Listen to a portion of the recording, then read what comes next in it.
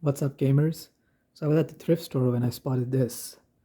So this is not a $10 camera, sadly. It cost a good 400 bucks. But let me open this. This is a Linhof, and if you know anything about Linhofs, they are stupidly pricey usually. Now, I was sort of double-minded on whether to get it or not. I recognize this as the Linhof 23, um, as in for shooting film 2 by 3 inches.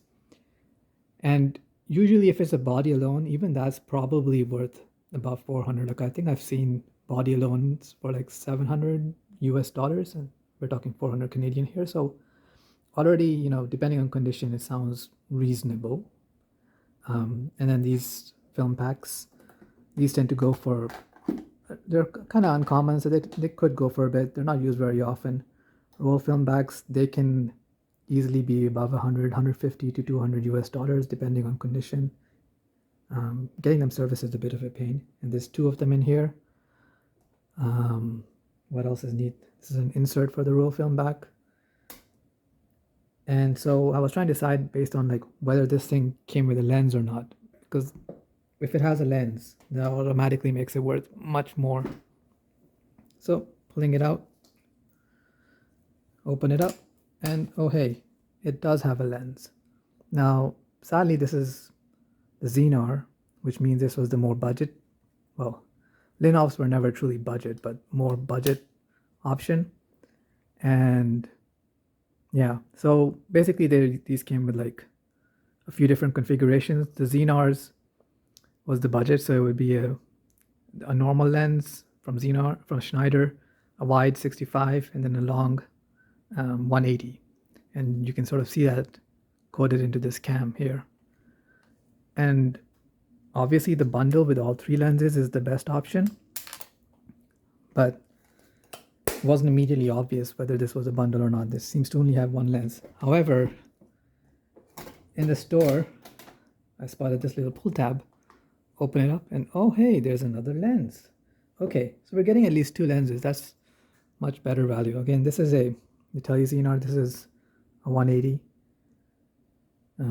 part of the bundle usually. But then in the car, after I picked it up, I spotted another tab down here. Pull it up, and bam, a little baby wide angle lens. Okay, so this is the full kit, and these are all probably cammed into that. So full bundles usually go significantly above $1,000, depending on condition again, but at least $1,000. So 400 seems reasonable. Well, it seems like a good deal actually. And what's also interesting is actually the Xenar lens on here. If you know anything about these, you'll know that the Xenars are normally 105 f3.5s. This is a 2.9, which is, from my understanding, somewhat uncommon. I don't know exactly how uncommon this is, but it's at least a little bit unusual. Might need some cleaning. I hope it's not too bad in there. I haven't tested the shutters at all, so condition could be bad. But I think even if I were to turn around, resell this, I think it was reasonable value. But yeah.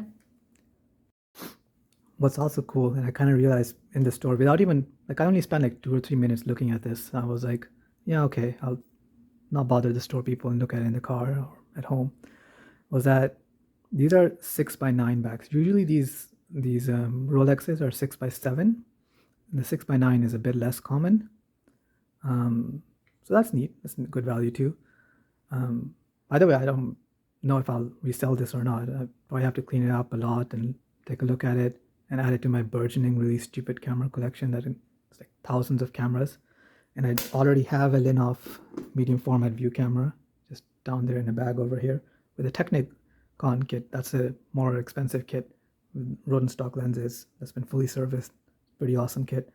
Anyway, so yeah, 6x9 back, somewhat uncommon. It's a pretty old one, obviously. I don't know how reliable the film wind still is. I don't want to send it for servicing to Laflex. They'll charge a lot of money. This is really unusual. This is a 6x6. Sorry, this is really unusual. This is a 6x6 back. Yeah, 6x6.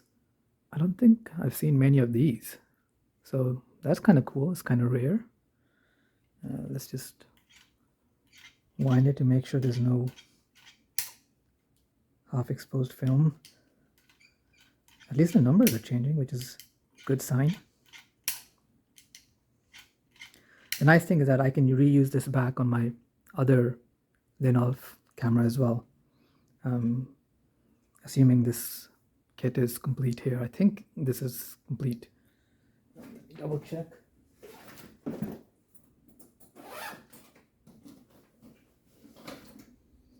This is the Super Rolex 6x7. This is what you normally expect.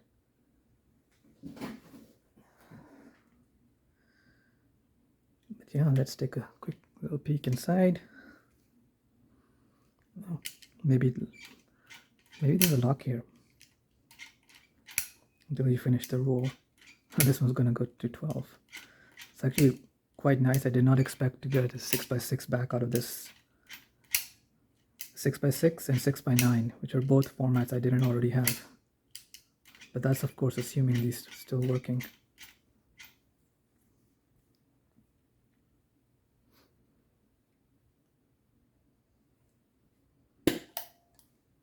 Okay, no film on the inside.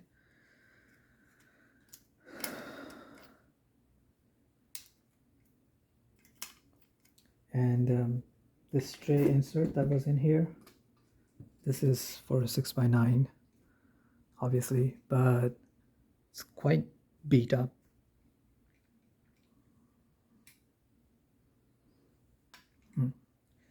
What else is in here?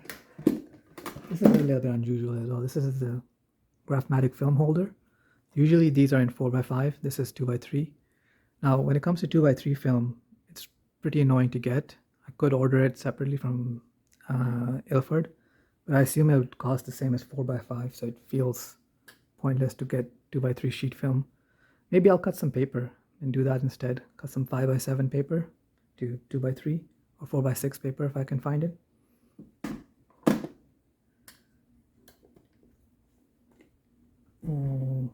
Yeah, a whole bunch of these holders.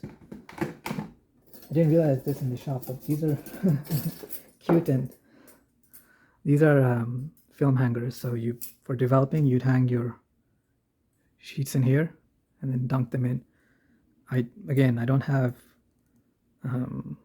much use for 2x3 sheet film, but maybe you can use them with paper. We'll see.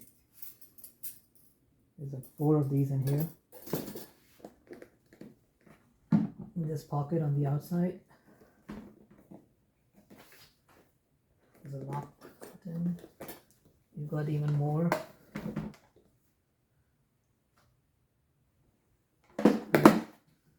What's up here? Nothing. It's disappointing because one of the best finds is filters. I love finding yellow filters or red filters, but alas, this poor bag is completely dead. Anyway, that's all. Quickly tried it out.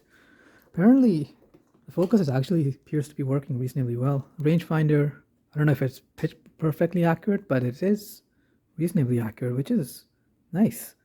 I had to rejig this cam inside to get it to work. The shutters don't seem to be in the worst shape either. Whoops, it's too hard to do on camera. The wide angle lenses, slow speeds are kind of botched, but fast speeds seem okay. A pity this is the 65 and not the more premium 47, I believe. That's a more premium lens, but you take what you get. The speeds on the telephoto are quite good. Pity it's not the Zeiss one. But yeah, if you were curious, Schneider's basic set here, except maybe that's Xenon lens, it's weird. And then the next one up would have been a more premium Rodenstock Technicolor Technicon lens set, and then the Zeiss set, which would have been a planar 100 2.8, 180 f4.8, I think, sonar, and a Biogon 53 millimeter f4.5, I believe. Pretty cool lenses, all of those. Pretty pricey too. But still, I think for 400 bucks, all of this is not too bad in my mind. Let me know what you guys think. Like, share, subscribe. Also, apologies for the horizontal video. I thought this could just be a short, but it ended up way too long to be a short. I'll do regular non-horizontal videos next time. Toodles. Oh, maybe I'll do a comparison between this and my Rodenstock lens. Look forward to that. I'm sorry, I keep finding stuff. So I've bought a whole bunch of shutter release cables, which is, cool. You can never have enough of these, but these are in various states of disrepair or use. But the really cool one is this. See these contacts? I suspect these are for flash sync. So a lot of older shutters have contacts like these for syncing with flash. So I'm thinking this cable can sync your flash and your shutter at the same time, which is very cool and potentially very useful. What's also cool is this. This seems to have no relevance at all to anything else in here, but this is a shutter release cable for use with older Leica cameras. And I did not have one of these, and I had considered grabbing one someday. I just pop this thingy on here and screw a bunch. And then you can use a shutter release cable with your Leica 3F or similar camera. Yeah, come on, fire. It's working.